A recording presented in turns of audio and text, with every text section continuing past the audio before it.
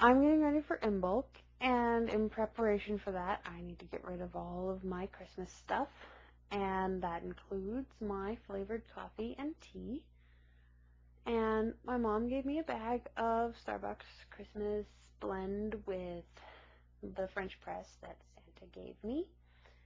And I don't actually like Starbucks, but I figured out that it's less bitter if I do it cold process. Usually when people make cold process, they make a large batch of coffee concentrate and they water it down for drinking. It keeps well in the fridge, and it's a great idea, but I don't want to buy Tupperware because I'm a college student and I move semi-annually. So I was thinking about it. So anyway, I make like 2 cups at a time because that's what I drink in a day.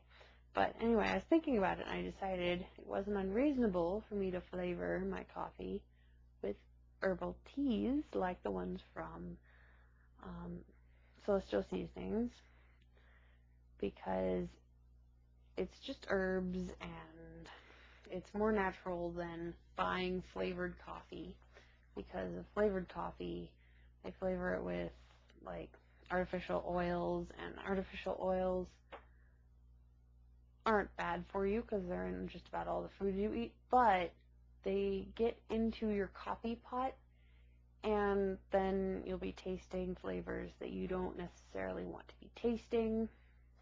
If, say, you want just a plain cup of coffee, you might still have regular flavor in it. So, tea on the other hand, it washes right out of glass. It doesn't hold on to everything. Some people say, oh, tea, I can taste it and everything, but for the most part it washes out.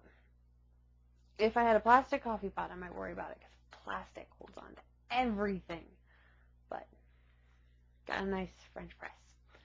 So the way that I make my flavored coffee is I make a cup of strong tea, and I put a tablespoon of sugar in it because I plan on making 3 cups of coffee with the 1 cup of tea.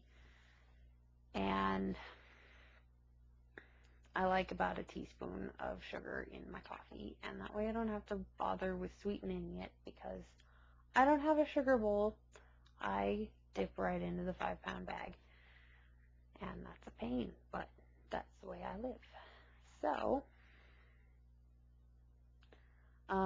anyway, spoons of coffee in the bottom of the French press, cup of tea that's gone down the lukewarm with the tea bag, and then another 2 cups of cold water on top. And I stir the whole thing, and then I put it on the windowsill overnight, and in the afternoon, when I'm ready for a nap, and I'm thinking that if I go down for a nap, I'm just barely going to want to get up for dinner, and I have to get up for dinner because I have to go to class at 6, and naps throw the whole thing off.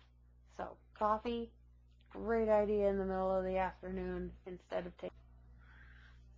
Hi, so it's morning, and I have my coffee and my cup, and I don't need a cup right now, but I'm going to show you this before I go to lunch.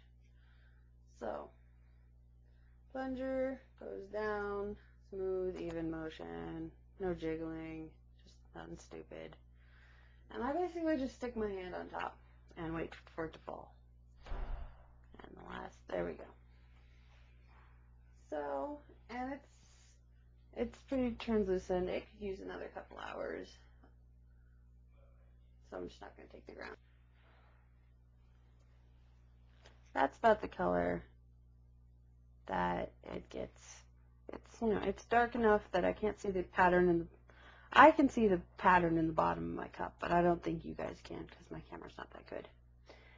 And it gets a little bit stronger in the next couple hours, but it's cold. That back on my windowsill. And that's it.